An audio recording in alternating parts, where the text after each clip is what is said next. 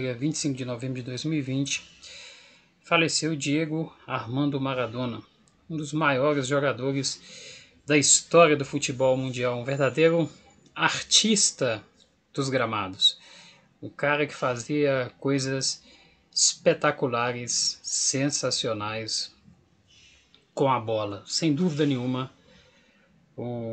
talvez o grande nome na história do futebol em termos de arte e beleza plástica jogando bola. Maradona faleceu aos 60 anos, ainda bem jovem, e ontem assistindo alguns programas de esportes, alguns programas jornalísticos, onde falavam da vida do Maradona, tanto como jogador como cidadão, né?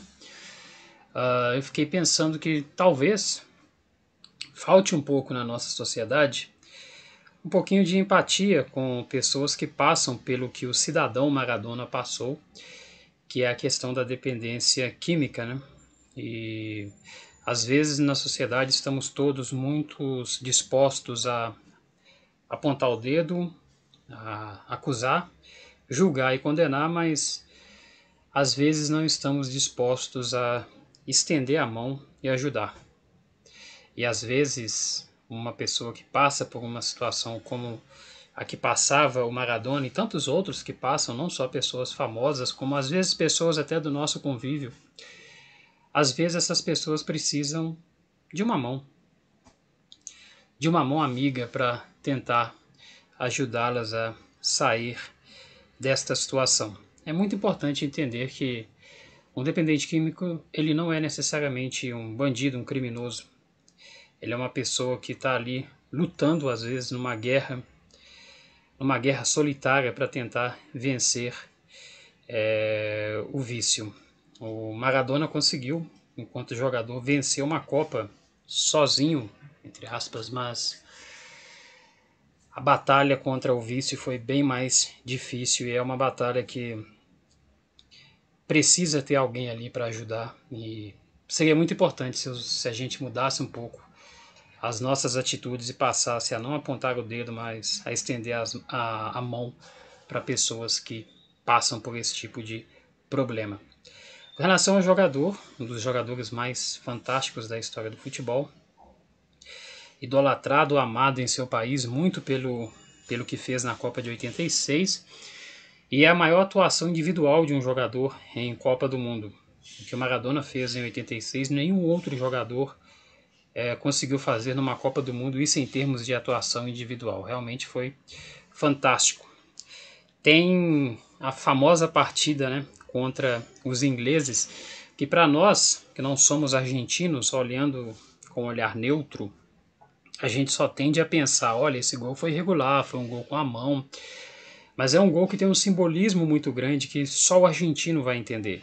Tem toda uma questão política, tem toda aquela questão da Guerra das Malvinas, e naquele momento é o país menor sul-americano enfrentando a grande potência, e não só potência futebolística, a grande potência econômica, a grande potência bélica, a grande potência inglesa, e os ingleses que são os criadores da regra do jogo, e aí você tem o rebelde burlando a regra do jogo e deixando ali os ingleses revoltados e pé da vida, muito irritados. Então esse gol tem um simbolismo muito legal.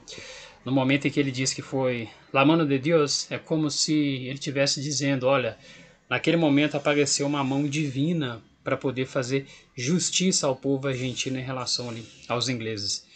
E para que não falem, né, que a Argentina ganhou esta partida com um gol irregular, depois ele marca aquela obra-prima, o gol mais bonito na história das Copas, literalmente pegando a bola do meio campo e limpando ali toda a defesa inglesa.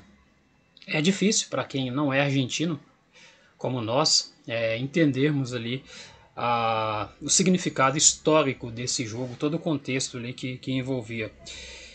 Para o argentino que estava ouvindo no radinho, o argentino que estava na frente da televisão, ou o cara que teve a sorte de estar lá no estádio, os dois momentos é muito marcante.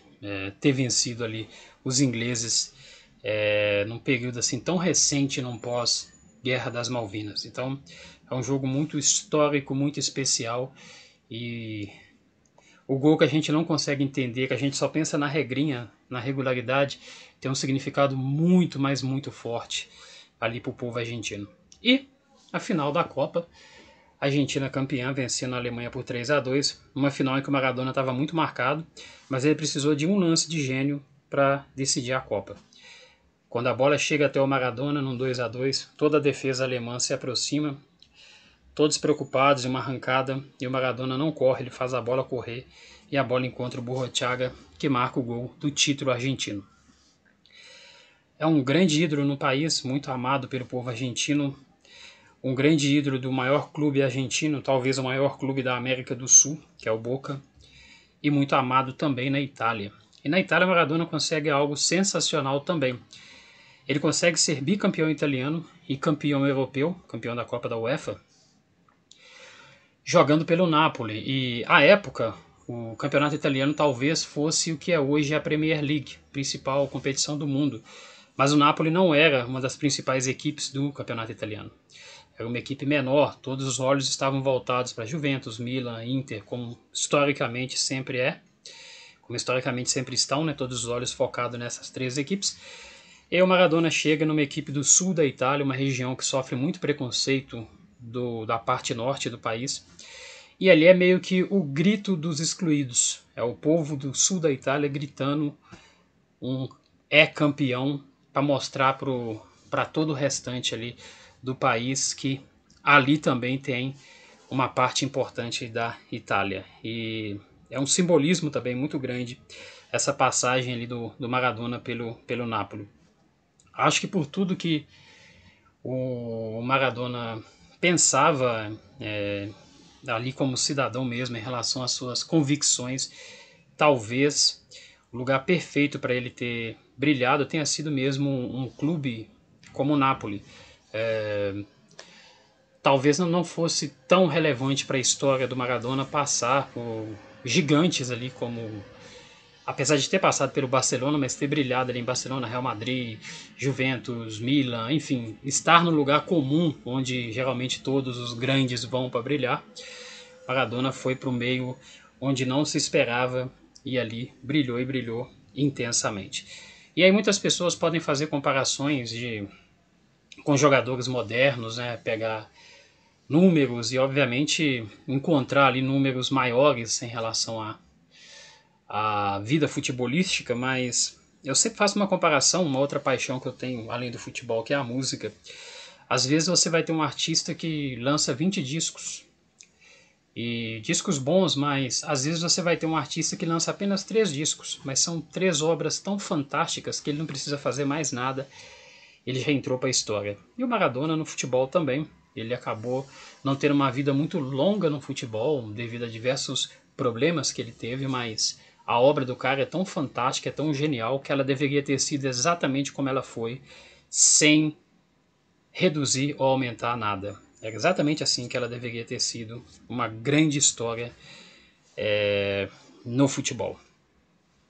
E diferentemente do que muitas pessoas esperam, sempre separar o homem, o cidadão, do jogador, o Maradona nunca fez muita questão de ser o Diego e não o Maradona. Ele sempre quis ser o jogador dentro da sociedade, ele sempre quis ser o Maradona dentro da sociedade. É um cara que sempre se posicionou, sempre disse exatamente aquilo que pensava, nunca ficou ali em cima do muro, e sempre foi um cara muito povão também, né? Maradona adorava estar lá no campo do Boca assistindo partidas, era um torcedor fanático também do Boca. E aí, como diria o Nietzsche, Maradona era humano, apesar de ter sido idolatrado, né, canonizado pelos torcedores argentinos. Ele sempre foi humano, demasiadamente humano. E se a bola pudesse dizer algo a Maradona, com certeza ela diria: gracias Diego, gracias Maradona. Um abraço a todos e até o próximo vídeo.